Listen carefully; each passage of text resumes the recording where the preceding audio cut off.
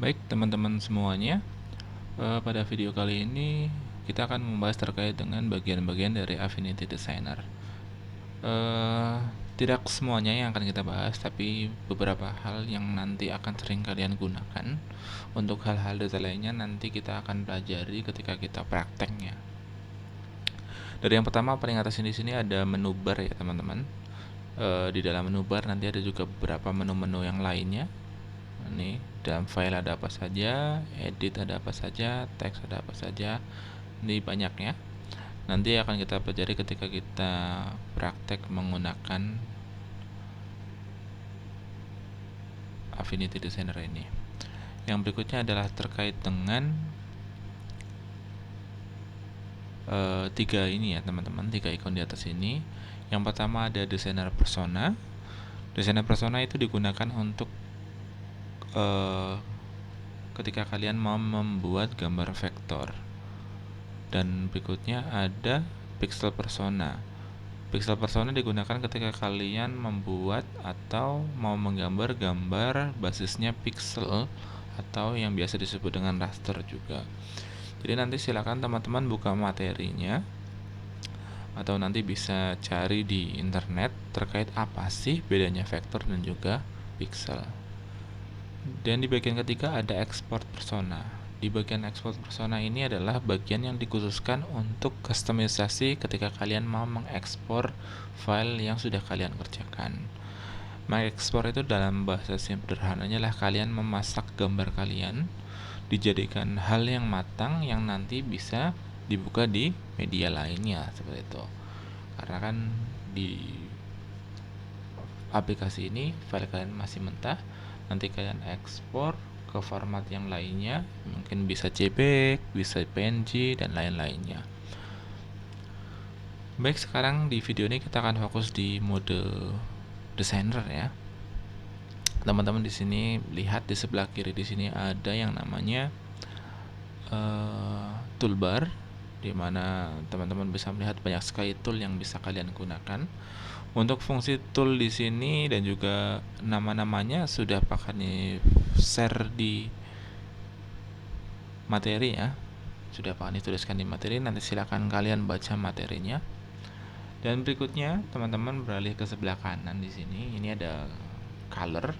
Color digunakan untuk membuat atau memberikan warna kepada objek kalian. Di sini ada switch antara yang ini, yang bolong ini dan juga yang berisi.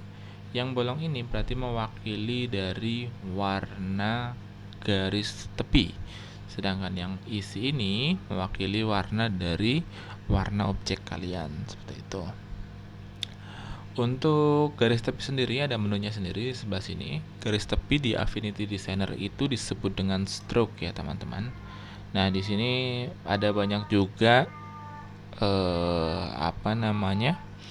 terkait dengan kustomisasi stroke-nya, ada gayanya, ada besarnya berapa, terus model cap-nya seperti apa, terus join-nya nanti ketika ada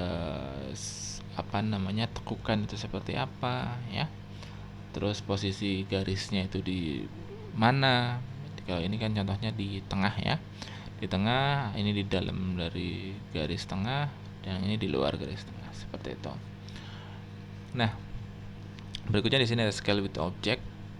Sedikit penjelasan, ini kalau misal kita centang seperti ini, nanti ukuran dari stroke kalian akan mengikuti ketika kalian objeknya membesar dan mengecil, seperti itu.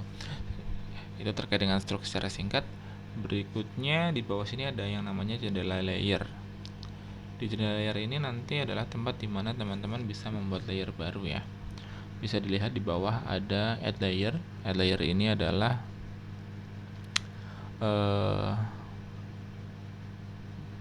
menu dimana kita bisa membuat layer baru yang berbasis vektor. Di sampingnya ini ada pixel layer ya. Add pixel layer berarti kita membuat layer yang berbasis pixel atau raster. Dan di sebelahnya ada remove layer. Untuk sementara itu dulu paling untuk terkait dengan penambahan layer. Oh ya, sebelumnya di sini ya, Pak jelaskan sedikit juga terkait dengan opacity. Opacity adalah bagaimana kalian mengatur transparansi dari layer kalian ya. Jadi kalau angkanya semakin besar, contoh 100%, maka dia akan terlihat full. Sedangkan kalau misal kalian kurangi nominalnya, nanti gambar kalian akan semakin transparan seperti itu.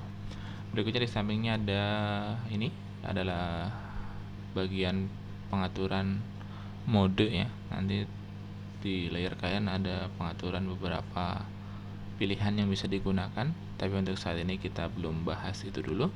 Jadi nanti opacity dan mode akan aktif ketika kalian sudah punya layernya. Dan untuk video kali ini cukup sekian. Silakan materinya bisa dipelajari lebih lanjut.